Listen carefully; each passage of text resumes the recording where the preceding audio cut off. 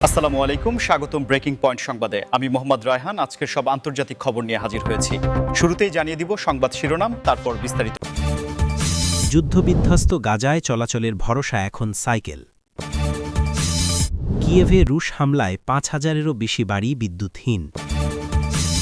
ইরানের এক ক্ষেপণাস্ত্র কি বদলে দেবে যুদ্ধের সমীকরণ? জুনের মধ্যে যুদ্ধ বন্ধ চান ট্রাম্প, জেলেনস্কি।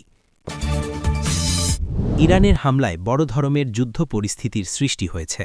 আপনি যদি ইসরায়েলের ধ্বংস চান এবং মুসলিমদের বিজয় চান, তাহলে ভিডিওটিতে একটি লাইক ও চ্যানেলটি সাবস্ক্রাইব করে যাবেন। আসসালামু আলাইকুম, স্বাগতম জানাচ্ছি ব্রেকিং পয়েন্ট সংবাদে। আমি মোহাম্মদ কিবরিয়া। এতক্ষণ শুনছিলেন সংবাদ শিরোনাম, এবার বিস্তারিত হয়। এবার বিস্তারিত আলোচনায় প্রবেশ করা যাক, যেখানে আজকের দিনের সবচেয়ে গুরুত্বপূর্ণ আন্তর্জাতিক ঘটনাগুলোর একদম গভীরে গিয়ে আমরা বিশ্লেষণ করব এবং বোঝার চেষ্টা করব বর্তমান বিশ্ব পরিস্থিতির আসল চিত্রটা ঠিক কোন দিকে মোড় নিচ্ছে। শুরুতেই আমরা দৃষ্টি ফেরাব মধ্যপ্রাচ্যের দিকে, যেখানে যুদ্ধবিধ্বস্ত গাজায় মানুষের বেঁচে থাকার সংগ্রাম এক ভিন্ন রূপ নিয়েছে এবং যোগাযোগ ব্যবস্থার এক আমূল পরিবর্তন লক্ষ্য করা যাচ্ছে। কারণ জ্বালানি সংকটের তীব্রতায় গাজাবাসীর চলাচলের একমাত্র নির্ভরযোগ্য বাহন হয়ে উঠেছে বাইসাইকেল। গাজার রাস্তাঘাট এখন আর আগের মতো নেই।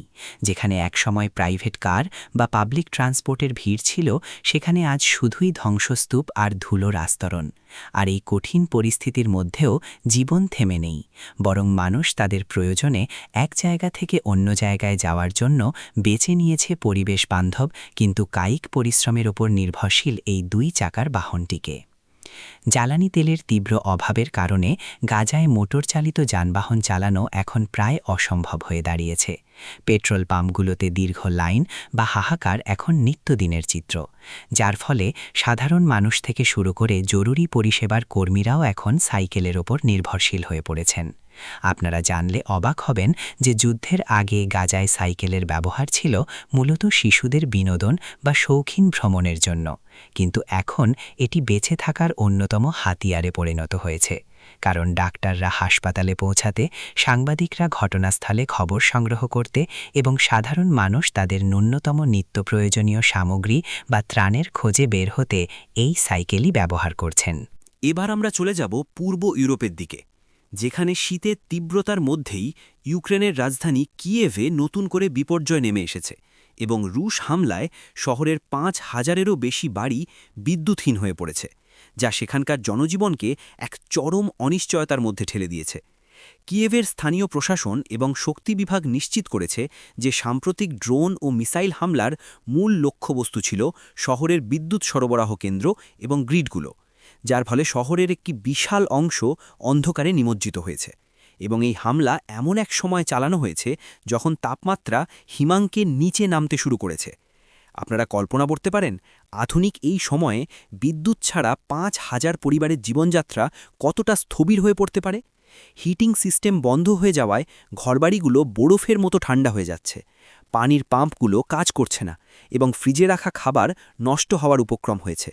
স্থানীয় বাসিন্দারা মোমবাতি, টর্চ এবং জেনারেটরের ওপর নির্ভর করে কোনো মতে রাত পার করছেন, কিন্তু জেনারেটর চালানোর জন্য প্রয়োজনীয় জ্বালানিও সবসময় সহজলভ্য নয়। কিয়েভের মেয়র এবং জরুরি পরিষেবা বিভাগের কর্মীরা দিন-রাত কাজ করে যাচ্ছেন বিদ্যুৎ সংযোগ পুনঃস্থাপনের জন্য, কিন্তু বারবার হামলার সতর্কতা বা এয়ার রেইড সাইরেন বাজার কারণে মেরামত কাজ প্রায়ই ব্যাহত হচ্ছে। বিশেষজ্ঞরা বলছেন এই ধরনের হামলা শুধুমাত্র সামরিক কৌশল নয়, বরং এটি সাধারণ মানুষের মনোবল ভেঙে দেওয়ার একটি চেষ্টা। কারণ বিদ্যুৎ না থাকা মানে ইন্টারনেট ও যোগাযোগ ব্যবস্থা বিচ্ছিন্ন হয়ে যাওয়া, যা মানুষকে মানসিকভাবে দুর্বল করে দেয়। সেখানকার স্কুল, কলেজ এবং হাসপাতালগুলো এই বিদ্যুৎ বিভ্রাটের শিকার হচ্ছে। বিশেষ করে হাসপাতালের নিবিড় পরিচর্যা কেন্দ্রে থাকা রোগীদের জন্য এটি জীবন মরণের প্রশ্ন হয়ে দাঁড়িয়েছে। যদিও হাসপাতালগুলোতে ব্যাকআপ জেনারেটর রয়েছে, তবুও তা দীর্ঘমেয়াদী সমাধানের জন্য যথেষ্ট নয়।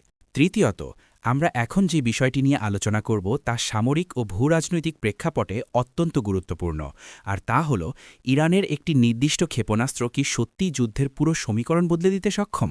সাম্প্রতিক সময়ে ইরান তাদের সামরিক কুচকাওয়াজে এবং বিভিন্ন মহড়ায় এমন কিছু অত্যাধুনিক প্রযুক্তির ক্ষেপণাস্ত্র প্রদর্শন করেছে যা নিয়ে পশ্চিমা বিশ্ব এবং ইসরায়েলের সামরিক বিশ্লেষকদের কপালে চিন্তার ভাঁজ পড়েছে। বিশেষ করে ইরানের হাইপারসনিক ব্যালিস্টিক মিসাইল টেকনোলজি, যা শব্দের চেয়েও কয়েক গুণ বেশি গতিতে ছুটতে পারে এবং মাঝপথে দিক পরিবর্তন করতে সক্ষম, তা বর্তমানের প্রচলিত আকাশ প্রতিরক্ষা ব্যবস্থা বা এয়ার ডিফেন্স সিস্টেমগুলোকে ফাঁকি দিতে পারে বলে দাবি করা হচ্ছে। ফাত্তাহ বা এই জাতীয় নতুন প্রজন্মের ক্ষেপণাস্ত্রগুলোর বিশেষত্ব হল এদের গতি এবং ম্যানুভারিং ক্ষমতা, যা রাডারে ধরা পড়ার পর প্রতিক্রিয়া জানানোর জন্য খুব কম সময় দেয়।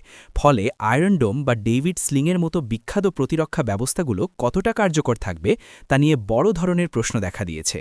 সামরিক বিশেষজ্ঞরা মনে করছেন, যদি সত্যি ইরানের হাতে এমন কোনো ক্ষেপণাস্ত্র থাকে যা শতভাগ নিখুঁতভাবে লক্ষ্যে আঘাত হানতে পারে এবং যাকে আটকানো অসম্ভব, তবে তা মধ্যপ্রাচ্যের শক্তির ভারসাম্য বা ব্যালেন্স অফ পাওয়ার সম্পূর্ণ উল্টে দেবে। এতদিন ভরে যে ডেটারেন্স বা ভীতি প্রদর্শনের কৌশল বজায় ছিল তা অকার্যকর হয়ে যেতে পারে এবং যে কোনো সংঘাতের ক্ষেত্রে প্রতিপক্ষকে দ্বিগুণ ভাবতে হবে। এই ক্ষেপণাস্ত্রের পাল্লা বা রেঞ্জ এতটাই বেশি যে এটি অঞ্চলের যে কোনো গুরুত্বপূর্ণ স্থাপনায় আঘাত হানতে সক্ষম, যা যুদ্ধের কৌশলগত মানচিত্র নতুন করে আঁকতে বাধ্য করছে। তবে অনেক বিশ্লেষক আবার মনে করেন এটি কেবল মনস্তাত্ত্বিক চাপ সৃষ্টির একটি কৌশল হতে পারে, কারণ যুদ্ধের মাঠে একটি অস্ত্র কতটা কার্যকর তা প্রমাণ সাপেক্ষ।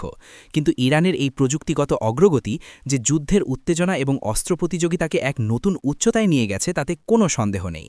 আপনারা কি মনে করেন, প্রযুক্তিগত এই উন্নয়ন কি শান্তি আনবে নাকি সংঘাত বাড়াবে? কমেন্ট সেকশনে আপনাদের সুচিন্তিত মতামত জানাতে ভুলবেন না। চতুর্থত, আমরা নজর দেব ইউক্রেনের প্রেসিডেন্ট ভলোদিমির জেলেনস্কির একটি অত্যন্ত তাৎপর্যপূর্ণ মন্তব্যের দিকে, যেখানে তিনি উল্লেখ করেছেন যে আমেরিকার সাবেক প্রেসিডেন্ট এবং বর্তমান প্রার্থী ডোনাল্ড ট্রাম্প আগামী জুনের মধ্যেই রাশিয়া ইউক্রেন যুদ্ধ বন্ধ করতে চান। এই খবরটি আন্তর্জাতিক রাজনীতিতে বেশ শোরগোল ফেলে দিয়েছে, কারণ ট্রাম্প বরাবরই দাবি করে আসছেন যে তিনি ক্ষমতায় থাকলে ২৪ ঘণ্টার মধ্যে যুদ্ধ থামিয়ে দিতেন, আর এখন জেলেনস্কির এই বক্তব্য সেই আলোচনাকে আরও উস্কে দিয়েছে।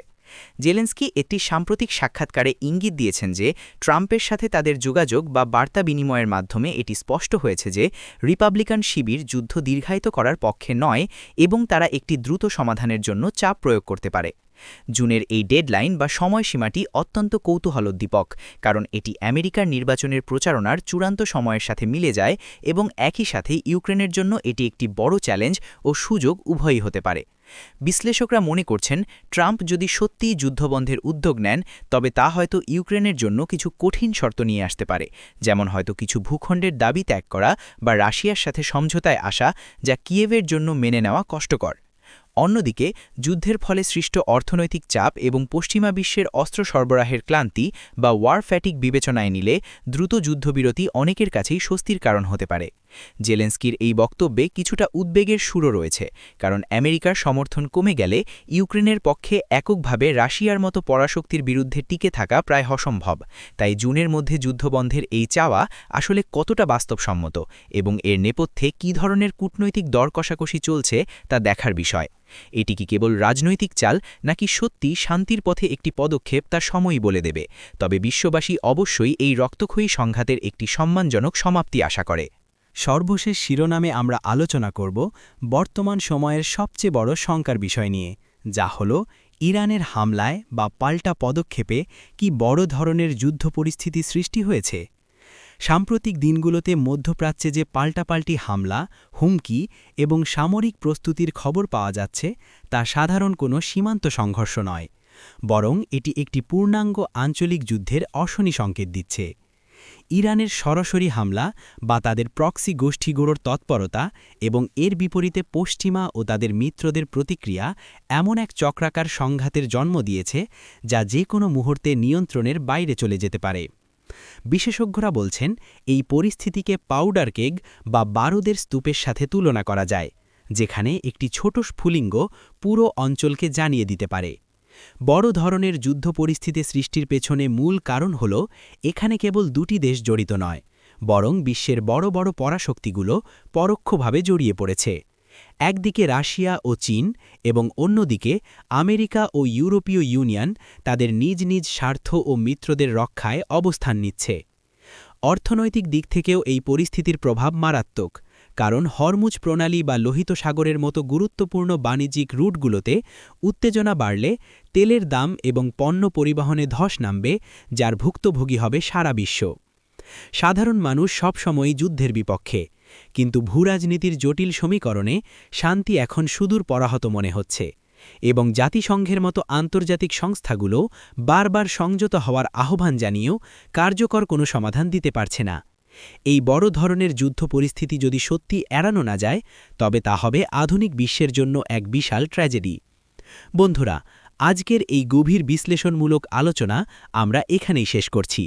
আশা করি আপনারা পুরো বিষয়টি সম্পর্কে স্বচ্ছ ধারণা পেয়েছেন। আমাদের এই প্রচেষ্টা যদি আপনাদের ভালো লেগে থাকে এবং আপনারা যদি এমন আরও বিশ্লেষণধর্মী খবর নিয়মিত পেতে চান, তবে অবশ্যই আমাদের চ্যানেলটি সাবস্ক্রাইব করে বেল আইকনটি প্রেস করে রাখুন। দেখা হবে আগামী ভিডিওতে নতুন কোনো গুরুত্বপূর্ণ খবর নিয়ে। ততক্ষণ পর্যন্ত সবাই ভালো থাকুন, সুস্থ থাকুন এবং সচেতন থাকুন। ধন্যবাদ সবাইকে।